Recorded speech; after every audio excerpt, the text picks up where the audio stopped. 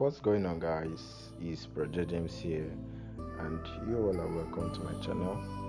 In this video, I'll be showing us simply how to set the screen on timeout for Redmi Note 9, and I think for every version 10 device under Redmi, they should have the same type of setup.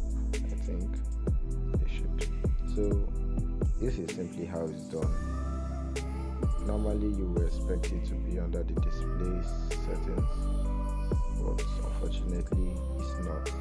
So this is where you find it. You find it at the lock screen.